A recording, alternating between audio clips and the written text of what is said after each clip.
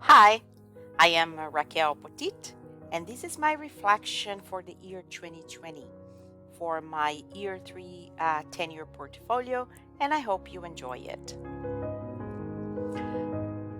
I chose this quote for my reflection in my year 2 portfolio, and it said, reading the signs along the way of life each day help us determine the direction, perspective, and gain fulfillment by celebrating moments of the value we may otherwise miss in going too fast. If only I knew what was about to come in the year 2020. At that point, this quote didn't make any sense then because the unpredictable, unforeseen pandemic hit us and hit us very hard. We panicked with the pandemic. We lost ground. We had to deconstruct, and it felt like starting from zero with no time to read the signs, determine directions, perspectives, gain fulfillment, and celebrate moments. We were definitely in the panic mode, and we panicked a lot. When I look back, I cannot believe what I was able to do in 1 year. I don't even want to think about it because I don't think I would be able to do that again. I was in the fight or flight mode. Although I was isolated, I was never alone. I have never had much company and support in my whole life. Therefore, this reflection is not about what I was able to do, but about what we did collectively. In my opinion, RTC was one of the best colleges in dealing with the pandemic. Our leadership, Kevin, Stephanie, Jody, Sophia, and Liz, worked non-stop to support faculty, staff, and students. I felt as if I had been recruited to go to war. I fought like a warrior. At the beginning of 2020, I applied for one of the inclusive pedagogy instructional designer openings, and I was offered the position. Creating this new role was one of the best decisions made by the RTC leadership because, in the end, the IPID team became a task force to train and support faculty and students. In the past 2 years, I've learned and received so much from RTC, and I feel immensely grateful for having the opportunity to give back and put into practice everything that I had learned.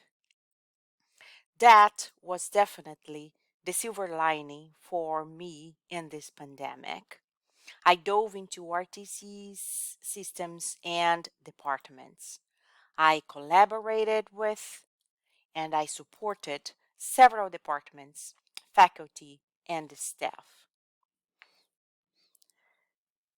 2020 was a year full of accomplishments, and although things happened too fast, we did celebrate moments of value.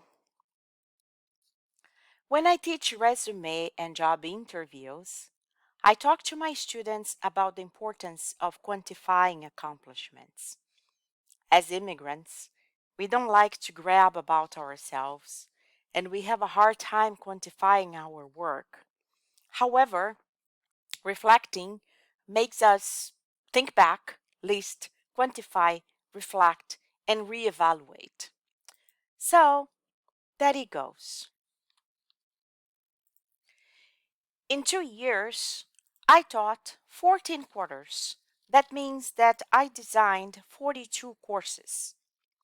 Yes, even when I teach the same class, I change about 70% of its content and format. I helped around 70 students to graduate in our high school 21 plus program. I attended 7 conferences and presented in 3 of them. I've attended about 50 courses at RTC, and about 22 of those courses were on technology and course design, which helped me a lot in my position as an IPID consultant.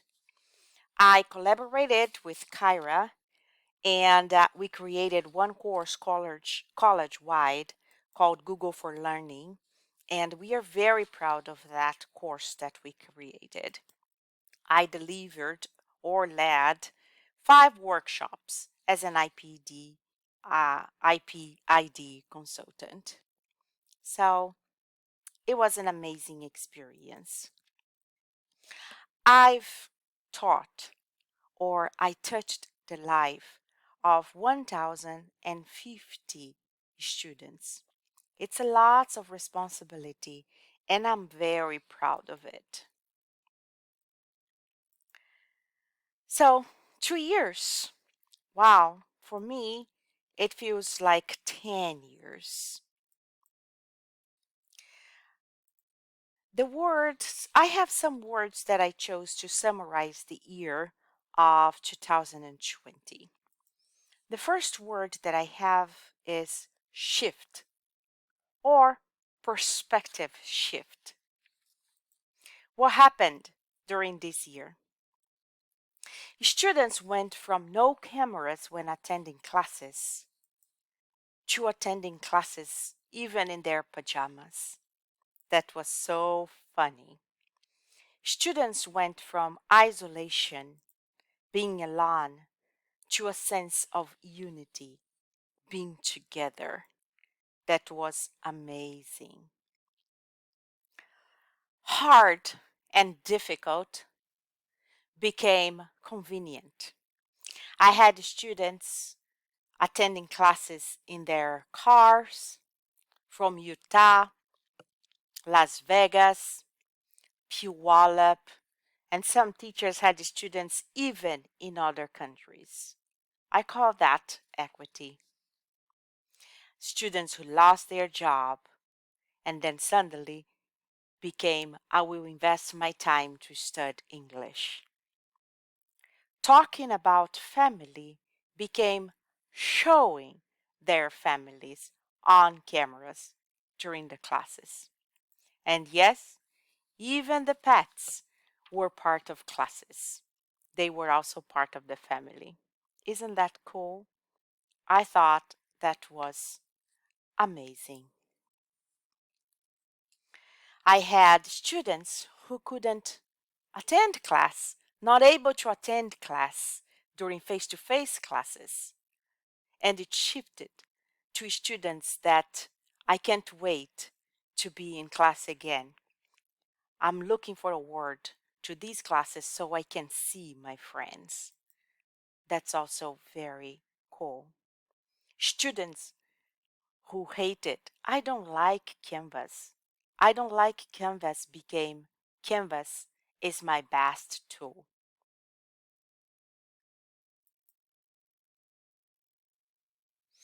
Online classes out of a sudden became efficient, effective, and engaging. A place where students could hang out, could exchange their feelings, and talk about their lives and expectations. My classes became the highlight of my day, the only thing I had to hold on to during the pandemic and isolation. One of my biggest challenges was to keep my virtual classrooms warm, inviting, and a safe space as observed by my committee members. At the end of the year 2020, that became one of my greatest accomplishments. I've never had students so engaged, happy, willing to share their truth, and ready to support each other. Look, another word that I have is possibilities. They came about with the pandemic. So, looking ahead, we have a big task. One of our biggest tasks is to go back to face classes. And to do that, we will adopt the Flex module. We have to be flexible. We have to be equitable so we can accommodate our students' needs and degree of comfortability to come back to campus. I want to explore technology even more and how to include low tech literacy students in the whole process. I want to further my studies and network with refugees community groups to learn how I can better support them. I want to keep working with the Guided Pathways team, and I want to identify ways to help our students to transition, not only transition, but ways so we can track student success along their journey. I would like to be able to identify and think of other bridge courses to help our students transition and be successful when they go to college or when they go to job market. I realized in 2020 that one of my passions is course design, and I want to dedicate some of my time to learn more about it and how I can help students with that, especially in the field of online teaching. Um, I'm very thankful uh, to my tenure committee that gave me so valuable advice and suggestions. I'm also thankful to my colleagues, to the community of practice for the high school plus teachers. I'm thankful to Kevin McCarthy and Stephanie Delaney, who guided us like champions. And I'm also thankful to the Board of Trustees for the trust and the support. Special thanks to Alma Mesa and Adela Sainz, Nizar Ali, Don Allen, Camille Pomeroy, Liz Faulkner, Jody Novotny, Richard Nichols, and Michelle Lesmeister. They not only helped me in the professional level, but also at the personal level when I most needed. And last but not least, special thanks to my student who made everything possible. Thank you for trusting me. Thank you for coming to classes. Thank you for sharing their culture. Thanking, thank them for sharing their knowledge, for being there. I am very grateful for my students. I've learned so much with them, and I'm very thankful for that. I like to start my classes and or end my classes or my tenure portfolio with quotes. And the quote I chose to finish my year 3 portfolio is, "It is the supreme art of the teacher to awaken joy in creative expression and knowledge." And I saw that as never before in this year to put everything that I knew into practice.